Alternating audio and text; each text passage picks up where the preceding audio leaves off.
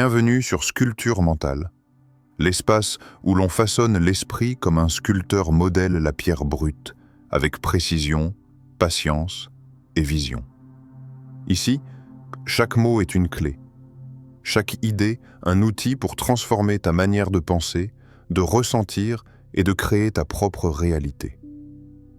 Salut à toute la communauté des esprits éveillés, celle qui refuse de subir le monde et qui choisit de le comprendre, de le maîtriser et surtout de le redéfinir. Si tu fais partie de ceux qui veulent décoder les lois invisibles du succès, alors tu es exactement là où tu dois être. Aujourd'hui, nous allons explorer une vérité dérangeante et pourtant lumineuse. Devenir riche est d'une simplicité déconcertante. Et ce paradoxe, Machiavel l'avait compris bien avant tout le monde. Loin d'être un cynique obsédé par le pouvoir, il fut un observateur génial des lois de l'esprit humain. Il avait saisi ce que la plupart refusent encore d'admettre. La richesse n'est pas une question de chance, mais de structure mentale.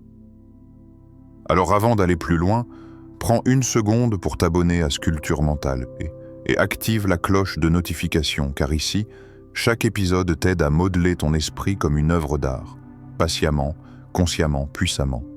Reste jusqu'à la fin. Car ce que tu vas entendre pourrait bien transformer ta vision du succès pour toujours. Et peut-être que pour la première fois, tu comprendras que la richesse n'est pas un privilège, mais une discipline mentale, le murmure de la richesse invisible. Les hommes oublient plus facilement la mort de leur père que la perte de leur patrimoine. Ferme les yeux un instant. Imagine-toi au bord d'un grand lac, tranquille, lisse comme un miroir où se reflète le ciel. Tu respires lentement. L'air est frais. Tu ramasses une pierre. Et dans ce geste simple, sans y penser, tu décides de la lancer. Elle effleure la surface, crée des cercles qui s'étendent, encore et encore, jusqu'à se perdre dans l'horizon. Ces ondes, c'est ton esprit. Elles partent de toi, se propagent dans l'invisible et façonnent le monde sans que tu t'en rendes compte. Chaque pensée, chaque émotion, chaque conviction que tu émets agit comme une pierre jetée dans le lac de la réalité. Et la richesse obéit à cette même loi silencieuse. Elle n'est pas une accumulation. Elle est un mouvement intérieur, un rythme, une énergie. Elle ne se trouve pas dans le compte en banque, mais dans la manière dont tu ressens ta propre valeur. La richesse est un langage que seuls ceux qui écoutent l'invisible peuvent entendre. Machiavel, bien avant que le mot « psychologie » n'existe, avait déjà compris ce secret. Il savait que l'homme ne devient puissant que lorsqu'il maîtrise l'art de diriger ses pensées. Il savait que l'or extérieur n'est qu'une conséquence de l'or intérieur. Et c'est là que commence tout, dans le silence de ton esprit. Observe les gens autour de toi. Certains travaillent dur, d'autres priment la chance, d'autres encore attendent un miracle. Mais très peu pensent véritablement. Très peu s'arrêtent pour façonner leurs idées avant de se lancer dans le tumulte du monde. Ceux qui le font, ceux qui organisent leur esprit comme on trace un plan d'architecte, finissent par bâtir des empires sans même en avoir l'air. Parce qu'ils ont compris que la richesse est une fréquence, pas une promesse. Un état d'être, pas un objectif. Ferme les yeux encore une fois. Ressens cette vérité en toi. Quand tu changes ton rythme intérieur, le monde se met à ton diapason. Quand tu t'accordes à la fréquence de la certitude, la vie t'envoie exactement ce que tu es prêt à recevoir. Machiavel n'aurait pas parlé de miracle. Il aurait parlé de stratégie mentale, d'intelligence émotionnelle, la maîtrise du soi. Il n'y a rien de plus difficile à prendre en main, de plus périlleux à conduire, ni de plus incertain en son succès que l'introduction d'un nouvel ordre de choses. Et c'est exactement ce que tu es en train de faire ici maintenant. Introduire un nouvel ordre à l'intérieur de ton propre esprit. Tu n'es plus spectateur du monde, tu en deviens l'architecte silencieux. Et cet architecte n'attend pas que la richesse vienne frapper à sa porte.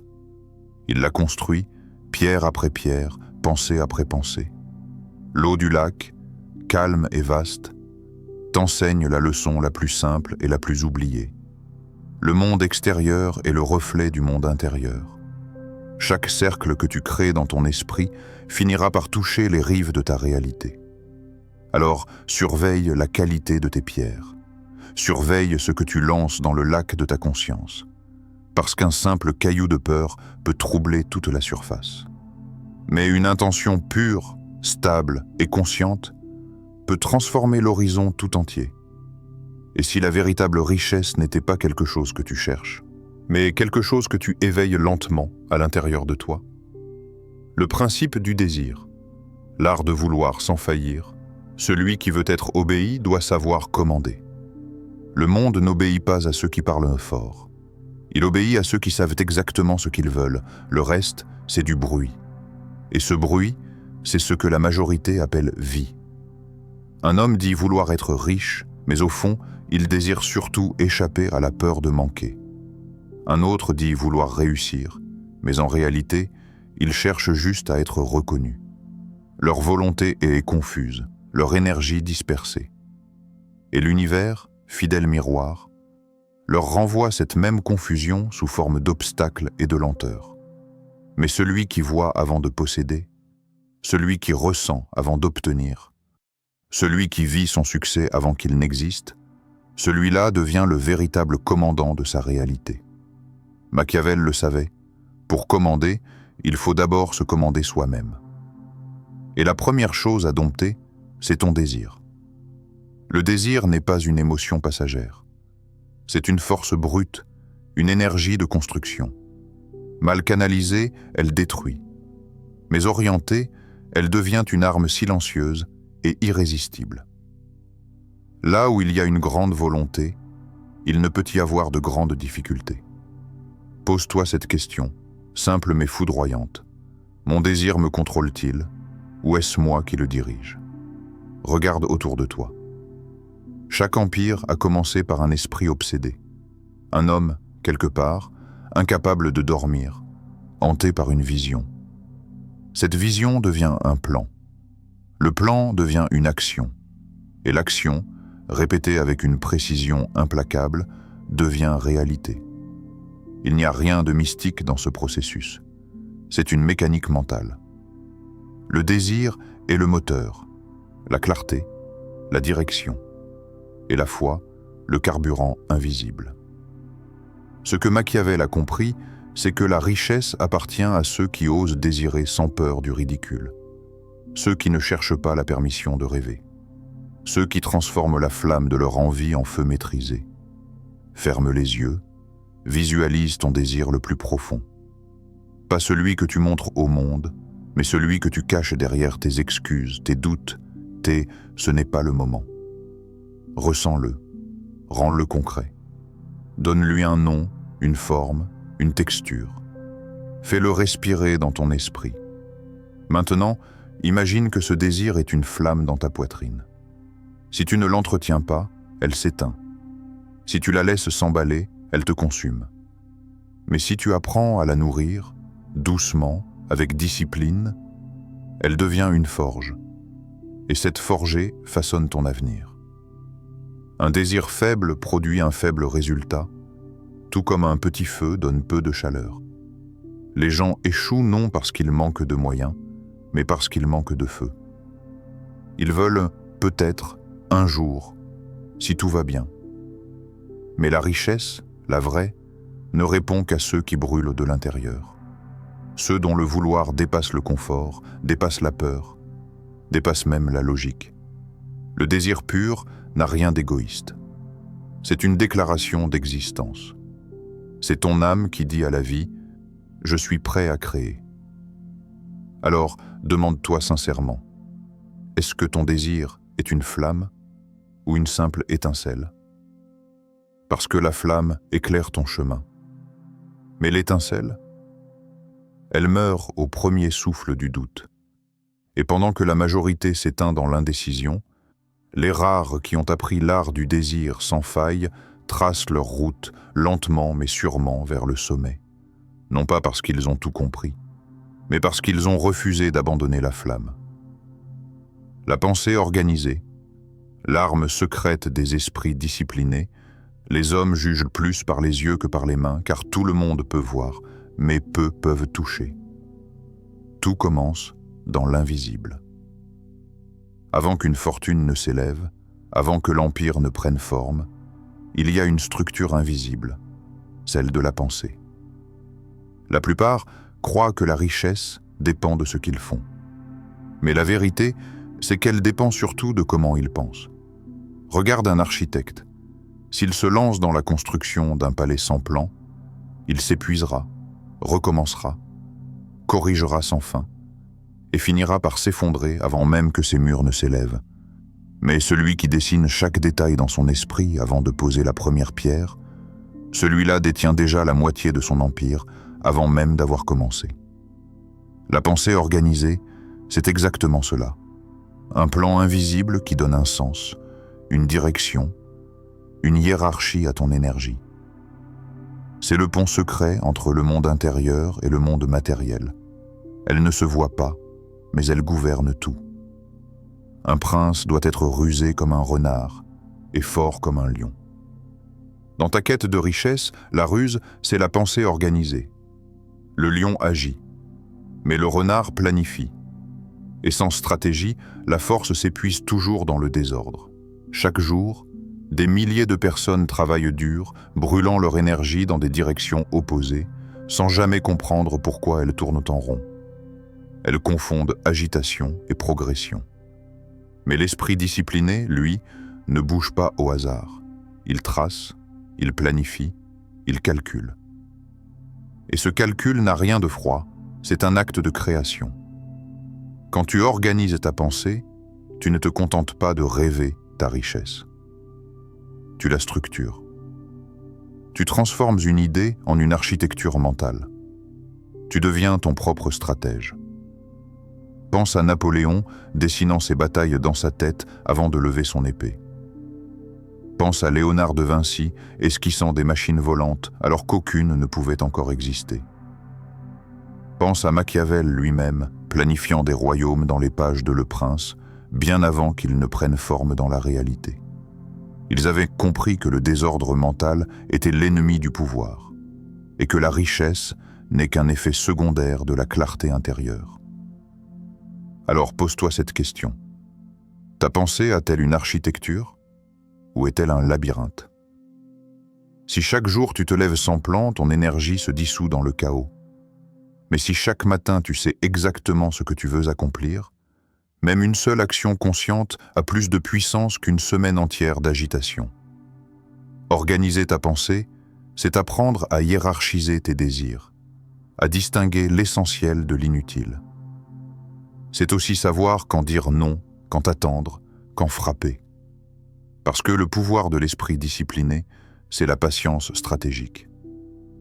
Celui qui dépend de la fortune est perdu. Il faut se fier à sa propre prudence. La pensée organisée ne laisse rien au hasard. Elle transforme chaque échec en information, chaque erreur en direction. Rien n'est gaspillé, tout est utilisé. Regarde ton esprit comme un royaume. Tes émotions sont les citoyens. Tes idées sont les lois. Et toi, tu es le souverain. Si ton royaume est désordonné, les citoyens se révoltent, les lois se contredisent et le chaos s'installe. Mais si tu gouvernes ton esprit avec discipline et clarté, alors même les tempêtes extérieures n'ébranleront pas ton trône intérieur.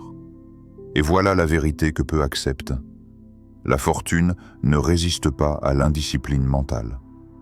Un esprit mal organisé attire la confusion même au sommet. Mais un esprit structuré transforme la moindre idée en or. Le succès d'un homme dépend rarement des circonstances, mais toujours de sa capacité à les organiser. Alors, avant de chercher plus d'argent, cherche plus d'ordre dans tes pensées. Avant de bâtir des tours, bâtis ton plan mental. Parce que ce n'est pas la matière qui crée la forme, mais la pensée qui la dessine d'abord. La persévérance, la foi de l'esprit conquérant. Là où la volonté est grande, les difficultés diminuent. Il y a des instants où tout semble s'écrouler, où les efforts paraissent vains, où la voix intérieure murmure « À quoi bon continuer ?» Mais c'est précisément dans ces moments-là que naît la vraie grandeur. La persévérance, ce n'est pas une qualité, c'est une arme, une flamme qui brûle lentement, mais qui finit toujours par consumer l'impossible. Regarde les hommes que l'histoire n'a jamais oubliés. Ce n'étaient pas forcément les plus talentueux, ni les plus chanceux.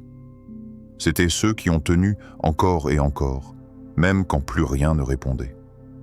Ils ont affronté le silence, le doute, la solitude, l'échec, et ont compris que chacun de ces obstacles était un rite d'initiation. La persévérance, c'est la foi de ceux qui avancent sans voir le sommet. C'est l'acte le plus pur de domination de soi. Continuer à semer, même quand la terre paraît stérile. Machiavel, dans ses écrits, ne parlait pas de persistance par hasard. Il savait que la conquête, qu'elle soit politique, intellectuelle ou financière, repose sur une vérité implacable. Le monde se plie à ceux qui refusent d'abandonner. Un prince ne perd pas son trône parce qu'il échoue, mais parce qu'il se lasse. Et c'est là que réside le cœur de la richesse véritable. Devenir riche, ce n'est pas seulement accumuler, c'est devenu inébranlable. C'est forger un esprit que rien, ni personne, ne peut détourner de sa trajectoire. Souviens-toi, la persévérance ne naît pas de la motivation, mais du sens. Quand tu sais pourquoi tu fais ce que tu fais, tu trouves toujours la force de continuer. Mais quand ton pourquoi est flou, chaque difficulté devient un mur. Les esprits faibles fuient devant le doute. Les esprits puissants l'utilisent pour se renforcer. Il y a une beauté cruelle dans la persévérance. Elle te dépouille de tout ce qui est inutile. Elle t'oblige à choisir entre ce qui t'élève et ce qui t'alourdit. Elle transforme la douleur en enseignement, l'échec en discipline, la lenteur en sagesse. Imagine un conquérant qui avance seul dans la nuit, ne voyant rien d'autre que la lumière vacillante de sa torche. Chaque pas semble inutile, chaque vent contraire. Mais à l'aube, quand la lumière revient, il se rend compte qu'il a déjà traversé la moitié du désert. Voilà ce qu'est la persévérance. Un dialogue silencieux entre ton âme et ton but. Et c'est cette force invisible qui bâtit les fortunes durables. Parce que l'argent vient et s'en va. Mais l'esprit persévérant, lui, reconstruit toujours. Alors, la prochaine fois que tu sentiras la fatigue, souviens-toi. Le diamant n'a jamais brillé sans pression. L'arbre n'a jamais poussé sans racines enfouies dans la terre. Et toi, tu ne deviendras jamais grand si tu refuses de traverser la tempête. Machiavel aurait sans doute souri à cette idée. Le pouvoir appartient à ceux qui supportent plus que les autres. Et si tu veux être de ceux-là, alors endure. Respire. Continue. Parce que ce que tu crois être une fin n'est peut-être que le moment où ton esprit apprend enfin à régner. Souviens-toi de cette question. Et si ma douleur actuelle n'était pas un obstacle, mais un signe que je deviens plus fort? Garde-la en toi. Parce que c'est dans cette douleur maîtrisée que commence ta véritable ascension. La foi inébranlable, la véritable arme du riche intérieur, la fortune est femme, et il faut, pour la tenir soumise, la battre et la maltraiter. La foi dont il est question ici n'a rien de spirituel ni de mystique. C'est une posture mentale, une conviction absolue, indiscutable, presque arrogante, que ce que tu veux est déjà à toi.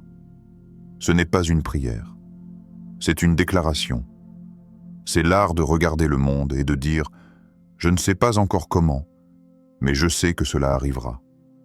Machiavel savait que la fortune ne s'offre pas, elle se dompte. Et seuls les esprits qui osent la provoquer finissent par la maîtriser. Regarde les figures les plus influentes de l'histoire. Elles avaient toutes un point commun. Une foi déraisonnable en leur propre vision. Napoléon, Jobs, Musk, Da Vinci, ou encore les bâtisseurs anonymes de fortunes silencieuses.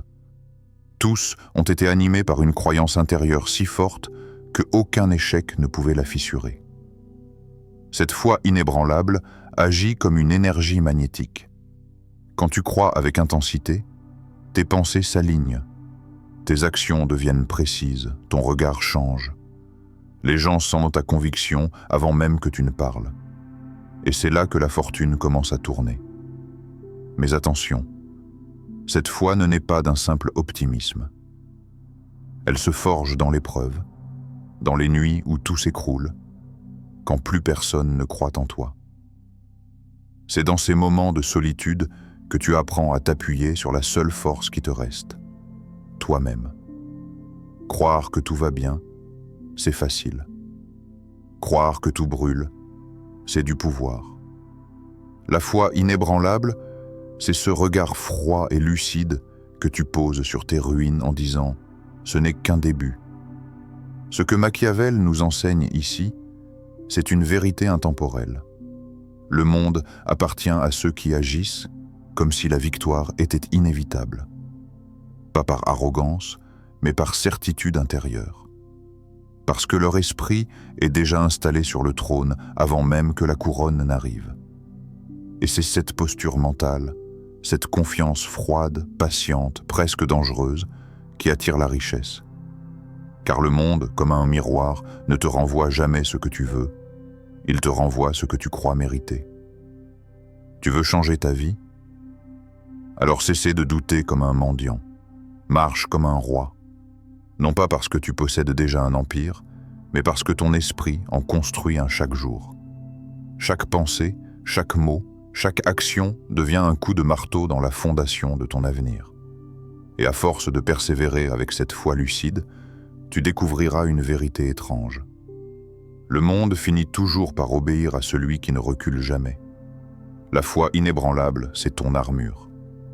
Elle ne te protège pas du doute, mais elle t'empêche de t'y noyer.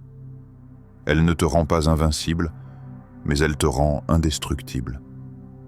Et un jour, quand tu regarderas derrière toi, tu comprendras. La fortune ne t'a pas choisi par hasard. Elle t'a testé. Elle t'a confronté, provoqué, repoussé, pour voir si tu oserais la défier jusqu'au bout. Et tu l'auras fait. Alors retiens ceci. La richesse n'est pas un cadeau du monde, mais un reflet de ta certitude intérieure. Crois, agis, tiens-toi droit, parce qu'un esprit qui a foi en lui-même devient une force que même la fortune ne peut ignorer. Ferme les yeux un instant, respire, ressens le calme après la tempête des idées que tu viens d'entendre. La richesse n'a jamais été une chasse, c'est une reconnexion, un souvenir qui revient lentement à la surface de ta conscience. Ce que tu cherches à atteindre là-bas, tu l'as toujours porté ici, dans ton esprit, dans ta volonté, dans ton feu intérieur. Machiavel, à travers ses mots souvent jugés durs ou cyniques, ne cherchait pas à glorifier le pouvoir. Il cherchait à révéler le fonctionnement du monde intérieur de l'homme. Celui qui pense clairement, agit avec stratégie et croit sans faillir, finit toujours par attirer les circonstances qu'il désire. Parce qu'au fond, tout commence par une idée claire, audacieuse, obsédante, une idée qui devient foi, une foi qui devient action, et une action qui, répétée avec conviction, devient réalité. Tu vois? Devenir riche n'est pas une question de chance, ni même d'effort excessif. C'est une question d'éveil. L'éveil à la puissance tranquille de ton esprit, à la loi invisible qui relie chaque pensée à chaque résultat. Ce n'est pas une bataille extérieure, c'est une révolution intérieure. Et tant que tu continues à te battre contre le monde, tu oublies la véritable victoire, celle de te maîtriser toi-même. La simplicité de la richesse se résume en une phrase. Ce que tu crois profondément devient ta réalité. Tout ce que tu vois autour de toi, les fortunes, les empires, les réussites, n'est que le reflet d'esprits éveillés à leur propre pouvoir. Leur secret n'a jamais été un savoir caché, mais une conscience active. Une foi lucide dans la capacité de l'esprit à créer. Alors, à toi qui écoutes ces mots, ne laisse pas le monde te dire que c'est compliqué. La richesse n'est pas un puzzle à résoudre, ni un privilège réservé à quelques-uns. C'est un miroir. Et chaque jour, il reflète exactement ce que tu crois mériter. Si tu veux le changer, ne te bats pas contre le reflet. Change ton regard, change ta pensée, change ton énergie intérieure. Et tu verras, lentement, puis soudainement, le monde s'incline devant la clarté de ton esprit. Si ces mots ont trouvé un écho en toi, abonne-toi à Sculpture Mentale. Active la cloche de notification, car chaque épisode est une pierre ajoutée à ton propre temple intérieur. Un espace où l'on sculpte l'esprit pour façonner le destin. Rappelle-toi, tu n'as rien à conquérir, sinon toi-même. Et le jour où tu comprendras cela, tu verras que la richesse n'était pas ailleurs. Elle t'attendait, patiemment, à l'intérieur. Devenir riche est d'une simplicité déconcertante. Et Machiavel avait raison sur tous les points. Si cette vidéo t'a ouvert de nouvelles perspectives, abonne-toi à Sculpture Mentale pour ne manquer aucun enseignement capable de transformer ton esprit et ta vie. Like cette vidéo pour montrer ton soutien. Et partage en commentaire ce qui t'a le plus marqué ou la leçon que tu es prêt à appliquer dès aujourd'hui. Et si tu veux aller encore plus loin, cliquez sur la vidéo qui vient de s'afficher à l'écran pour continuer à éveiller ton pouvoir intérieur et découvrir d'autres secrets de l'esprit qui façonnent la richesse et le succès.